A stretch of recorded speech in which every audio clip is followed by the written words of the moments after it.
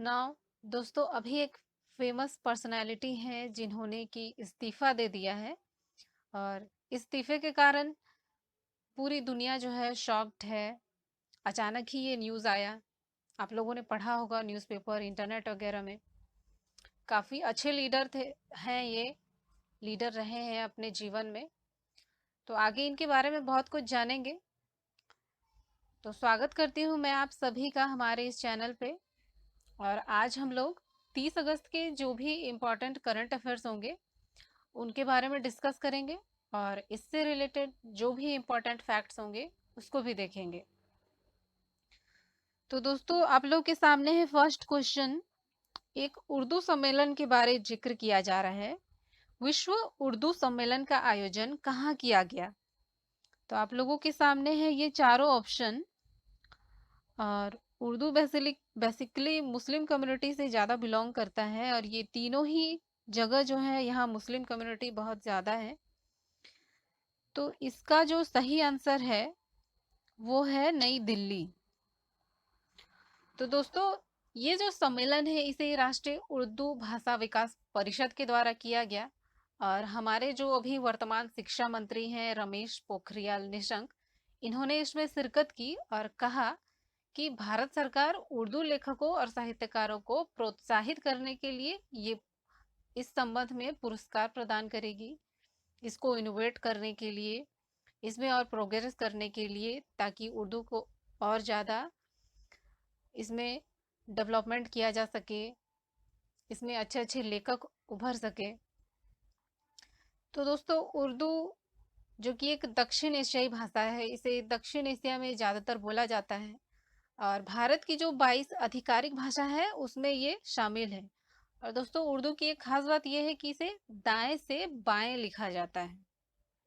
Next question है आप लोगों के सामने। केविन मेयर ने इस्तीफा दे दिया, वह किस सोशल मीडिया के सीईओ थे? तो दोस्तों, आप लोगों के सामने जो चार ऑप्शन हैं, तो ये सभी सोशल मीडिया हैं जिसको कि आप लोग जानते ही हैं, यूज करते हैं। और अभी जो हाल ही में हमारे देश का जो चाइना के साथ डिस्प्यूट हुआ था, उसी के कारण हमारी सरकार ने लगभग 150 चाइनीज ऐप को बैन कर दिया था। और उसी में से एक था टिकटॉक। तो ये जो केविन मेयर है ये इसी के सीईओ थे। और अभी अमेरिकी दबाव के कारण इन्होंने इस पद से इस्तीफा दे दिया है, कहा जा रहा है ऐसा ही। तो दोस्तों, ये जो फेसबुक है इसके जो सीईओ हैं वे हैं मार्क जुकरबर्ग। और ये जो व्हाट्सएप है ये पहले अलग था, लेकिन बाद में फेसबुक ने इसे खरीद लिया, तो ये अब फेसबुक का ही पार्ट है।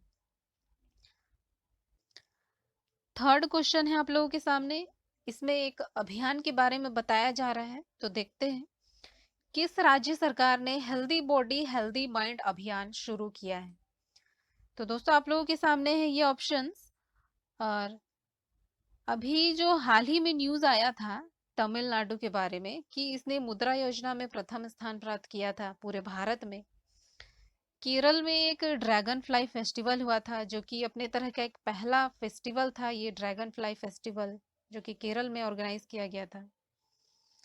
और ये जो अभियान है इसे शुरू किया गया है दिल्ली में सीएम अरविंद केजरीवाल के द्वारा।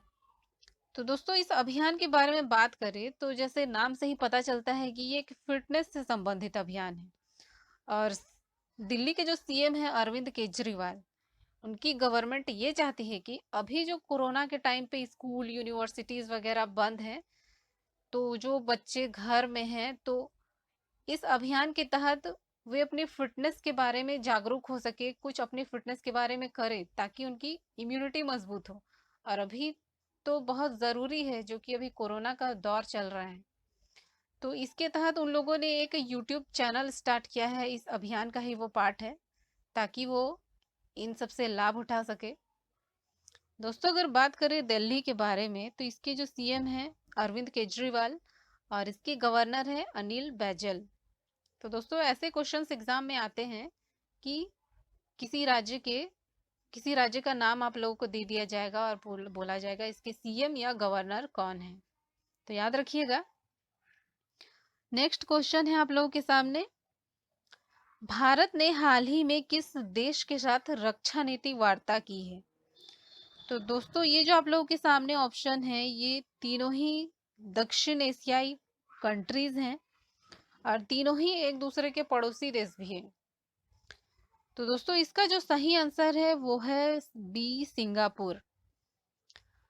तो दोस्तों सिंगापुर के साथ भारत के अच्छे संबंध रहे हैं और इसी को आगे बढ़ाते हुए हमारी सरकार ने ये रक्षा नीति वार्ता की है। और ये जो रक्षा नीति वार्ता की गई, अभी ये बेसिकली वीडियो कॉन्फ्रेंसिंग के जरिए की गई, जिसमें कि दोनों देशों ने पार्टिसिपेट किया, चर्चाएं की, रक्षा संबंधी मुद्दों पर चर्चा की। इसके अलावा आपदा से संबंधित मुद्दों पर भी इसमें चर्चा की गई है। तो दोस्तों सिंगापुर जो है, उसके जो प्रधानमंत्री हैं अभी वर्तमान, ली सियन लूंग हैं और इसकी जो राजधानी है सिंगापुर नगर। नेक्स्ट क्वेश्चन है आप लोगों के सामने, एक स्टार्टअप के बारे में बात की जा रही है। दोस्तों जो हमारे मंत्री हैं, केंद्रीय मंत्री रविशंकर प्रसाद, उन्होंने एक चुनौती स्टार्टअप चैलेंज प्रतियोगिता शुरू की है। ये बताइए कि कौन सी मिनिस्ट्री इनके अंडर है? तो दोस्तों आप लोगों के सामने जो चार ऑप्शन हैं, इनमें तीन मंत्रालय का नाम लिखा हुआ है, तीनों ही इंपॉर्टेंट हैं। एग्जाम्स में इससे रिलेटेड क्वेश्चंस पूछे जाते हैं कि किसी मंत्रालय के मिनिस्टर्स कौन हैं। तो फर्स्ट जो ऑप्शन है शिक्षा मंत्रालय, इसके जो मिनिस्टर हैं वे हैं रमेश पोखरियाल निशंक। और सेकंड जो है पर्यावरण मंत्रालय, इसके जो मिनिस्टर हैं वे हैं बाबुल सुप्रियो। तो इस क्वेश्चन का जो सही आंसर है वो है केंद्रीय इलेक्ट्रॉनिक्स और सूचना प्रौद्योगिकी मंत्रालय, आईटी मंत्रालय। तो ये चुनौती स्टार्टअप चैलेंज प्रतियोगिता इसी मंत्रालय के द्वारा शुरू किया गया है। तो दोस्तों अभी जो सिचुएशन हमारे देश में है, हमारे देश में आत्मनिर्भर भारत मिशन की बात हो रही है, मेक इन इंडिया की बात हो रही है। तो ऐसे समय में स्टार्टअप कंपटीशन बहुत ही अच्छा स्टेप आप लोग बोल सकते हैं और हमारे देश को इसकी आवश्यकता है, ताकि यहाँ के लोग इस चैलेंज को एक्सेप्ट करें, यहाँ के लिए नए नए उत्पादों को बनाएं, ताकि हम लोगों को किसी देश के ऊपर डिपेंड ना रहना पड़े। तो आप लोग बोल सकते हैं काफी अच्छा स्टेप लिया हमारी सरकार ने। और इस प्रतियोगिता के तहत क्या किया जाएगा कि हमारी सरकार 300 स्टार्टअप की पहचान करेगी और उन्हें फंडिंग भी उपलब्ध कराएगी। नेक्स्ट क्वेश्चन है आप लोगों के सामने, राष्ट्रीय खेल दिवस किस दिन मनाया जाता है? तो दोस्तों इंपॉर्टेंट डे से रिलेटेड क्वेश्चंस एग्जाम में पूछे जाते हैं। तो ये राष्ट्रीय खेल दिवस जो है वो 29 अगस्त को मनाया जाता है।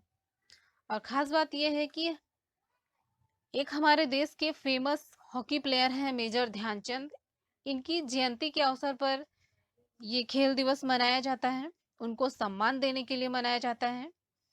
दोस्तों दूसरी बात कि खेल के बारे में जागरूकता बढ़ाना भी ये भी जरूरी है, इसलिए भी ये दिवस मनाया जाता है।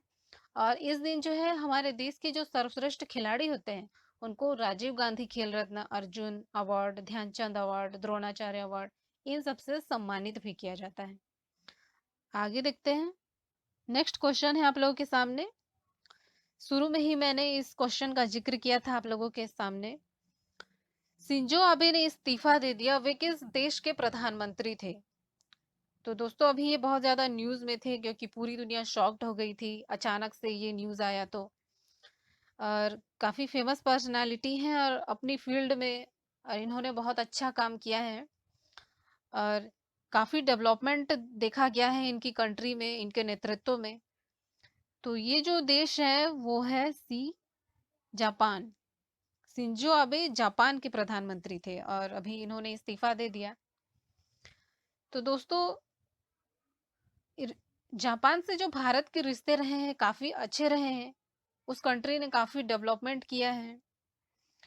और इनके बारे में बात करें शिंजो आबे, तो काफी लंबे समय तक इन्होंने जापान के प्रधानमंत्री के रूप में कार्य किया है। इनफैक्ट वहाँ जितने भी प्रधानमंत्री बने हैं उनमें सबसे ज्यादा इन्होंने ही वहाँ अपनी सेवा दी है। लगभग 7 साल 8 महीने इन्होंने वहाँ वर्क किया है अपने पद पर। दोस्तों जापान जो है एशिया महाद्वीप का ही एक देश है और इसकी जो राजधानी है वो है टोक्यो और इसकी करेंसी है जापानी येन। नेक्स्ट क्वेश्चन है आप लोगों के सामने, एक फेमस पर्सन के बारे में बताया जा रहा है। चैडविक बासमैन ने का निधन हो गया, वे किस क्षेत्र से संबंधित थे? तो दोस्तों आप लोग इनके बारे में जानते होंगे, आप लोग में से बहुत कोई इनके फॉलोवर होंगे। तो ये जो थे एक फेमस अभिनेता थे। तो ये जो है लंबे समय से कोलोन कैंसर से जूझ रहे थे, आप लोग न्यूज़ में पढ़े ही होंगे। और इनको आप लोग ब्लैक पैंथर के नाम से भी जानते हैं। और इन्होंने कई फिल्मों में कार्य किया है और इनके कार्य को बहुत सराहा गया है, दर्शकों का काफी मनोरंजन किया है, बहुत ही टैलेंटेड पर्सन रहे हैं ये। तो ये थी इनके बारे में कुछ बेसिक इंफॉर्मेशन। आगे बढ़ते हैं दोस्तों। नेक्स्ट क्वेश्चन है आप लोगों के सामने, इसमें एक समुद्री एम्बुलेंस के बारे में बात की जा रही है। आप लोगों ने सुना होगा एयर एम्बुलेंस, फिर से रोड पे जो जाती है कार वगैरह, उससे कार एम्बुलेंस, लेकिन ये एक अलग तरह की है, समुद्र एम्बुलेंस। तो दोस्तों केरल सरकार ने कौन सी पहली समुद्र एम्बुलेंस शुरू की? तो आप लोगों के सामने जो ऑप्शन है ये तीनों ही समुद्री एम्बुलेंस है, लेकिन इसमें पूछा गया है कि पहली समुद्री एम्बुलेंस कौन सी है। तो इसका सही आंसर है प्रतीक्षा। और ये जो है प्रत्याशा और करुणा, ये दोनों ही समुद्री एम्बुलेंस है और इसको भी लॉन्च करने की केरल सरकार की योजना है, इसको भी स्टार्ट कर दिया जाएगा। तो दोस्तों केरल के जो सीएम है पिनाराई विजयन, इन्होंने अभी इसकी शुरुआत की। और जैसे कि समुद्र में जो लोग जो मछुआरे जाते हैं उनके साथ दुर्घटना हो जाती है, तो इसी संबंध में उन्होंने इस एम्बुलेंस को शुरू करने का निश्चय किया है, ताकि मछुआरों की जिंदगी को बचाया जा सके, उन्हें इससे मदद मिल सके। दूसरी बात इसमें कि कोचिन शिपयार्ड लिमिटेड इसने इसको बनाया है। दोस्तों बात करें अगर केरल की, तो इसकी जो राजधानी है वो है तिरुवनंतपुरम और इसके गवर्नर हैं आरिफ मोहम्मद खान। दोस्तों लास्ट क्वेश्चन है आप लोगों के सामने, पीयूष गोयल जी ने अभी हाल ही में कौन सी एक ई लॉन्च प्रणाली विकसित की है? तो दोस्तों आपके सामने है चार ऑप्शन। और अभी हाल ही में कुछ दिन पहले हम लोगों ने पढ़ा था, अगर आप करंट अफेयर रेगुलर फॉलो कर रहे होंगे तो एक विक्रेता निष्पादन मूल्यांकन प्रणाली थी, जिसे कि हमारे देश की जो एनएचएआई है, राष्ट्रीय राजमार्ग प्राधिकरण, उन्होंने उस डिपार्ट ने इसे स्टार्ट किया था, राष्ट्रीय राजमार्ग से संबंधित थी ये प्रणाली। और एनआरआई यूनिफाइड पोर्टल, जिसको कि यूपी गवर्नमेंट ने स्टार्ट किया था। और इसका जो सही आंसर है राष्ट्रीय जीआईएस सक्षम भूमि बैंक प्रणाली। तो अभी पीयूष गोयल जी ने इसे राष्ट्रीय जीआईएस सक्षम भूमि बैंक प्रणाली विकसित की है। दोस्तों इस प्रणाली का फायदा क्या होगा कि भूमि बैंक प्रणाली में सुधार करने के लिए इसे किया जा रहा है, भूमि से संबंधित है ये। भूमि की पहचान, उसकी खरीद सिस्टम को पारदर्शी बनाने के लिए इस सिस्टम को लॉन्च किया गया है, ताकि इस संबंध में जो धोखाधड़ी होती है उसको रोका जा सके। पहले तो इसे 7 राज्यों में स्टार्ट किया गया था, पर अब इसे पूरे भारत में इसे लॉन्च किया जाएगा। ये खास बात है इस प्रणाली की। तो दोस्तों आप लोगों को वीडियो कैसा लगा? अगर आप लोगों को कुछ क्वेश्चंस में डाउट है तो आप मुझे कमेंट कर सकते हैं। मैं कोशिश करूंगी कि आप लोगों को कुछ अच्छा नॉलेजेबल जो फैक्ट है करंट से रिलेटेड, वो सारी चीज़ों को आप लोगों के सामने मैं लेके आऊं। अगर आप लोगों को वीडियो पसंद आया तो चैनल को सब्सक्राइब जरूर कीजिएगा और लाइक करना ना भूलिएगा। तो आज के लिए इतना ही रखते हैं, धन्यवाद।